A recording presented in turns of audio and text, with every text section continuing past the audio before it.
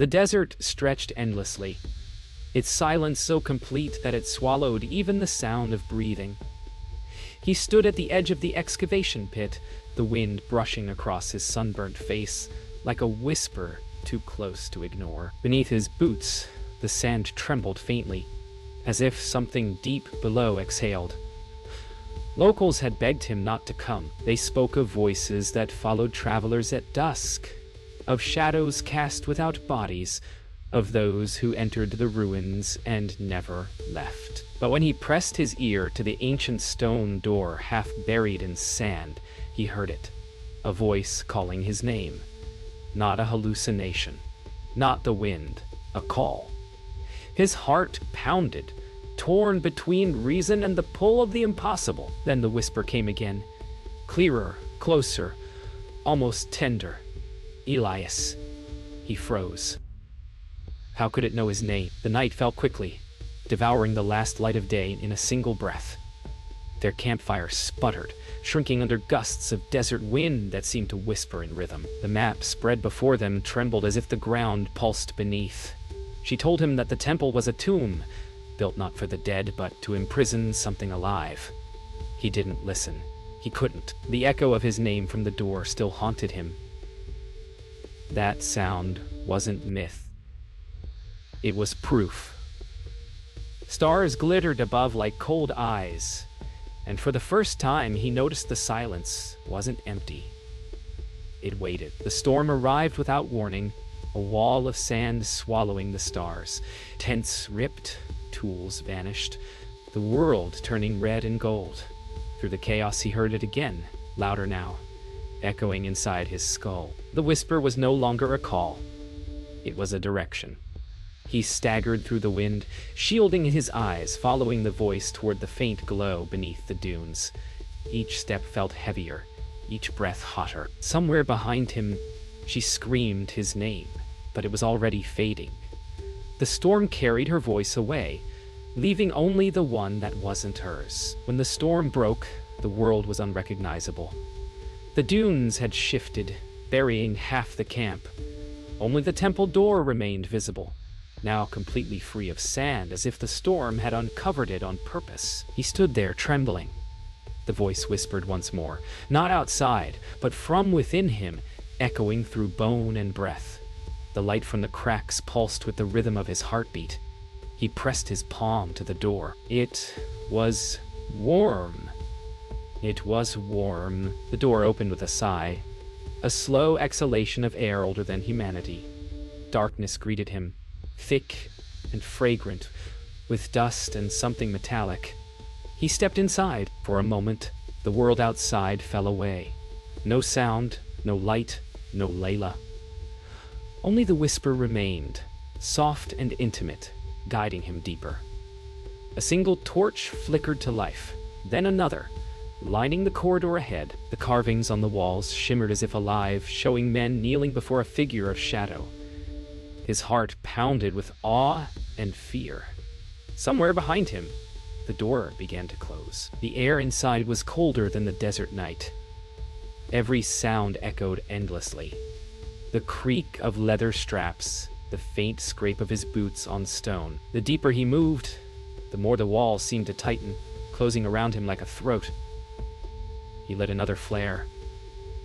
The red glow revealed murals that pulsed faintly, as if veins ran beneath the rock. One figure appeared again and again. A man offering his heart to the dark. His hand shook. Something was wrong. The carvings weren't just depictions. They were instructions. The whisper returned, closer than before, curling inside his ear. He found me here. He froze.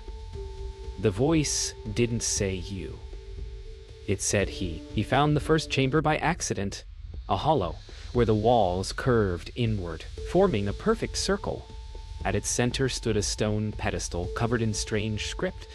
The air was heavy, metallic, as if filled with iron dust. A small object rested atop the pedestal. An old compass. He picked it up, recognizing the initials carved on the brass lid. HH, his breath caught. It belonged to the man who vanished here years ago. his mentor. The compass needle spun violently, pointing nowhere, before stopping dead, not north, but directly at him. Footsteps echoed, not his own. He turned, flare raised high, its light quivering with his breath.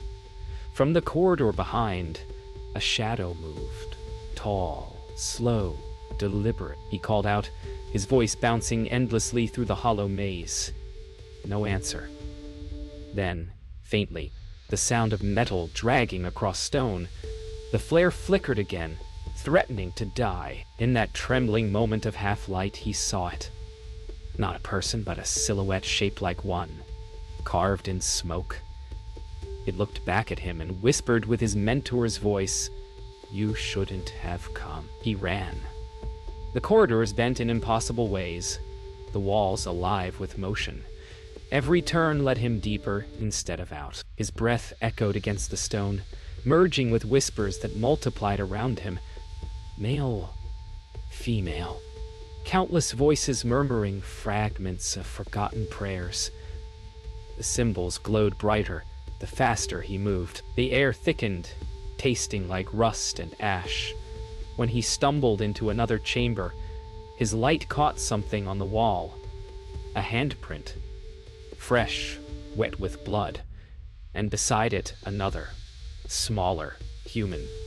He wasn't alone. The chamber opened before him like a wound. Circular, massive, its ceiling lost to shadow. Torches lit themselves one by one, illuminating a mural that took his breath away. It showed a procession of men entering the temple, each one fading into darkness until only their outlines remained. In the final carving, their faces were gone. At the mural's base, something shimmered. A pool of still, black water. It reflected nothing. The whisper returned, surrounding him now, no longer one voice, but many. They didn't ask, they commanded. Join us. The pool's surface rippled without touch, distorting the torchlight into shapes that writhed like living things. He leaned closer, drawn by something ancient in its depths.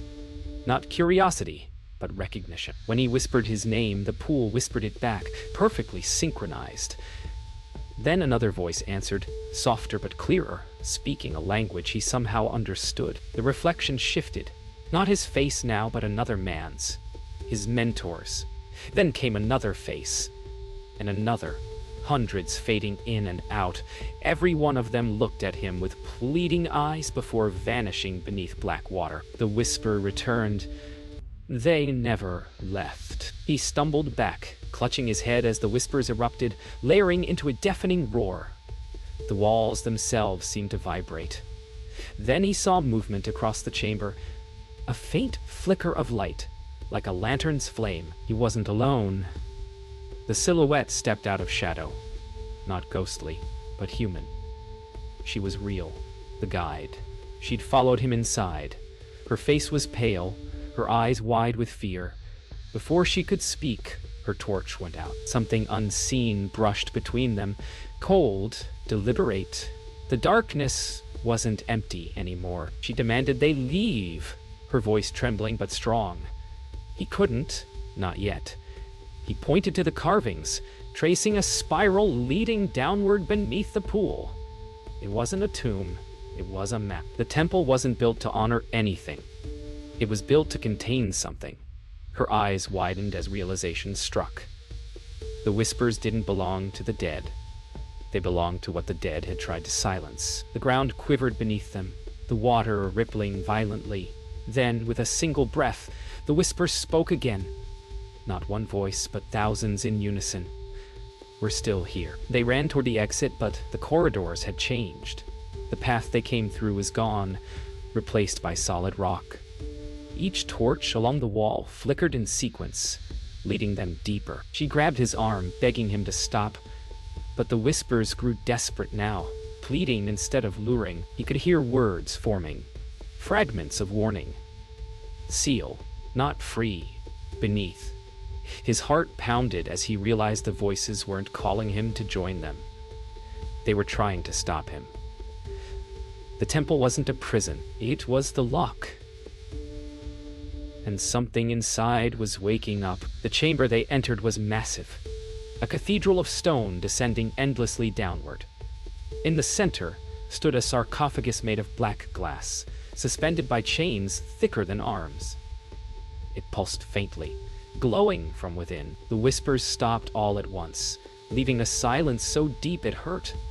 He approached, unable to resist.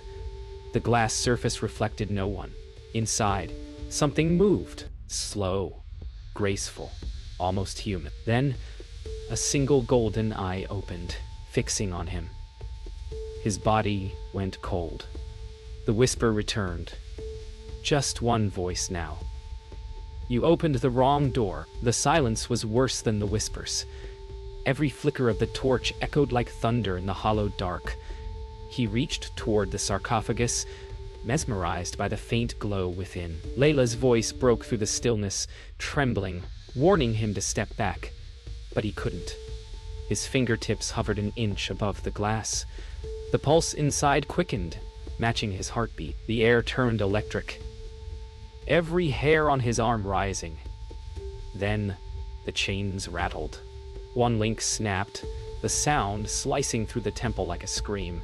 The torch went out. In that perfect darkness, something inside the glass exhaled. A surge of light burst from the sarcophagus, flooding the chamber in blinding gold. He stumbled backward, shielding his eyes, as wind howled through the temple. But there was no wind in this place. The murals began to move, their carved figures walking, shifting, bowing toward the awakening light. Layla screamed as one of the chains snapped free and spiraled upward into the void above. The sarcophagus hovered now, weightless, its glow pulsing faster. From deep inside came the sound of something breathing. The temple itself trembled, dust raining from unseen heights. Then the voice spoke again, not whispering this time. Free! Chi. They ran for the exit, stumbling through collapsing corridors. Stone cracked and split, flames flaring from fissures in the floor. The air was filled with low, guttural chanting that wasn't theirs. Layla led the way, her torch sputtering wildly as they turned corner after corner. But the passages looped back on themselves, rearranging like veins in a living body. Behind them, the whisper returned, but now it was different. Urgent, frantic, begging, "Seal it, seal it." He looked at Layla, realization dawning. The voices weren't trying to lure him deeper. They were trapped here. And now, so was he.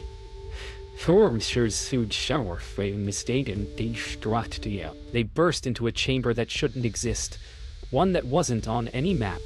A single beam of white light cut through from above, illuminating a stone altar covered in ash. Upon it lay a journal, his mentor's, pages fluttering though there was no breeze. He recognized the handwriting instantly. The last line read, "It wakes when called by its own name." His stomach dropped. The carvings on the walls weren't prayers, they were names. Hundreds of them. He traced one with trembling fingers. The stone shuddered. Behind them, a shadow grew taller, stretching from the corridor like smoke taking form. The journal slipped from his hands. The whisper filled the air once more, but now it sounded human, pleading, broken. The chains above rattled violently, and the temple began to collapse. He grabbed Layla's hand and ran toward the only light left, the entrance far in the distance. The sand outside churned like water as they emerged, gasping under the night sky. Behind them, the temple convulsed, swallowing itself. Just before the last of it vanished, he heard it, a faint voice carried by the wind. It wasn't calling him anymore. It was laughing. The desert was silent again, but it was a silence that listened. The sun hadn't yet risen, and the air was thick, unmoving. He sat beside the remnants of their camp, staring at the compass had taken from the temple. It spun wildly, never stopping, never pointing anywhere that made sense. Layla slept fitfully beside the dying fire, her face pale, her breath shallow. The horizon trembled faintly, like heat distortion, though dawn was still far. When he blinked, he saw it, faint ripples in the sand, circling where the temple had been. He could swear he heard whispers in the wind again, faint and far away. Only this time they weren't calling his name. They were calling hers. By morning, the temple was gone. Not buried, but erased. The ground was smooth, untouched, as if it had never existed. They packed what little they had left and began the long trek back towards civilization. Hours passed under the burning sun. Yet, no matter which direction they walked, the dunes never changed. The same crooked rock appeared again and again, the same twisted acacia tree. Layla began to tremble, her lips cracked, eyes glassy with fear. "We've been walking in circles," she whispered. But the compass wasn't broken. It was leading them somewhere. As dusk fell again, they found a half-buried structure, a single wall jutting from the sand. Its carvings were familiar. His stomach dropped. It was one of the outer walls of the temple, but the coordinates were wrong. They had walked east for a day. The whispers rose again, echoing faintly from beneath the dunes. Layla grabbed his arm and pointed. Fresh footprints, half their size, leading toward the wall. No one else had been there. She looked at him with terror dawning in her eyes. "Those are mine," she said quietly. The sand behind them began to shift. That night, the whispers returned. Inside the tent this time. Elias awoke to find Layla sitting upright, eyes open but unseeing, her lips moving soundlessly. Her fingers traced symbols in the sand, the same ones carved inside the temple. He called her name, shaking her, but her gaze was fixed beyond him, toward the dunes. When he followed her line of sight, he saw faint golden light pulsing beneath the sand. The ground trembled softly, as if breathing. He tried to drag her away, but she whispered one word that froze him. "Home." By dawn, she was gone. Only her footprints remained, leading toward the horizon. He followed them for miles until they vanished into smooth, untouched sand. The whispers were silent now, but the compass needle had stopped, pointing straight down. He fell to his knees, pressing his palm to the ground. It was warm again, and faintly from beneath the surface came the sound of breathing, the same rhythm as before, steady, patient. Then, a voice he knew too well whispered from below, "You brought it back." Weeks later, the desert still clung to him. In his skin, his lungs, his dreams, the city was loud and alive, yet the silence followed him like a shadow. He sat at his apartment desk surrounded by maps, satellite images, and the old compass. It hadn't moved since that last morning. He tried to convince himself that Layla was gone, that what he saw wasn't real. But then the lights flickered. The compass needle twitched, spinning once before stopping. His reflection in the window blinked a second later than he did. From somewhere behind him came a faint sound, sand sliding across the floorboards. The whispers returned the next night. He woke to find sand scattered across his bed sheets, the smell of hot stone filling the air. The voice was softer now, almost kind, whispering words he couldn't understand. When he turned on the light, he froze. The symbols, the same ones from the temple, were etched into his arms, faintly glowing beneath his skin. He tried to scrub them away until blood smeared across the sink, but they didn't fade. The whispers grew louder with every heartbeat. It wasn't calling from the desert anymore. It was inside him. Days passed without sleep. Every reflection became untrustworthy. His voice began to echo when he spoke, delayed by a second, whispering words he hadn't said. He recorded it once. The playback revealed another voice beneath his own. It spoke Layla's name. That night he found footprints in the hallway, bare, small, leading toward his bedroom. Inside, the air smelled of burning sand. The compass sat on his nightstand, spinning again. The whisper spoke softly, this time almost tender. "She's waiting." He followed the footprints to the old university library, the one where he and his mentor had once studied the myths of forbidden tombs. The building was empty. echoing with its own ghosts. In the archaeology wing, dust covered every display, except one. The glass case that once held his mentor's compass journal was spotless, freshly cleaned. He approached slowly, heart pounding. Inside lay a single item, the same compass from his apartment. Its needle pointed not north, but directly toward him. Then the lights went out. He staggered back as whispers erupted from every corner of the library. His mentor's voice, Layla's voice, his own voice layered together. The shelves rattled, dust spiraled upward like smoke. The compass cracked, golden light leaking from its seams. He screamed as the air thickened and the walls began to pulse with the rhythm of a heartbeat. The ground split beneath his feet, revealing sand. Golden, breathing sand. Golden, breathing sand. A hand reached out from it, delicate and trembling. Layla's voice, faint but unmistakable, echoed through the room. "Elias, it's not over." The city slept while the world beneath it stirred. He stumbled through empty streets, the golden glow leaking faintly from the cracks in his skin. The whispers had changed, no longer chaotic, but rhythmic, calm. They guided him toward the old museum at the city's edge. Every step felt heavier, as if the earth itself resisted him. Inside, ancient relics stared from glass cases, their carved faces twisted in silent screams. At the center of the room he saw it, a new exhibit that hadn't been there before, the black glass sarcophagus.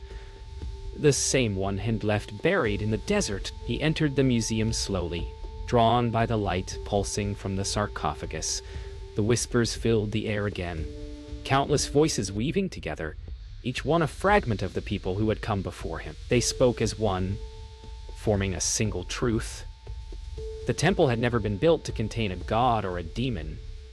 It was built to contain them, the curious, the seekers, the ones who could hear. The cost of knowing was becoming the voice that warns others.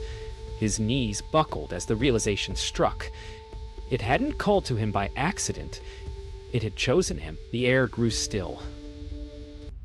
Then, the sarcophagus cracked open with a whisper, releasing a cloud of golden dust that hovered, swirling in slow motion.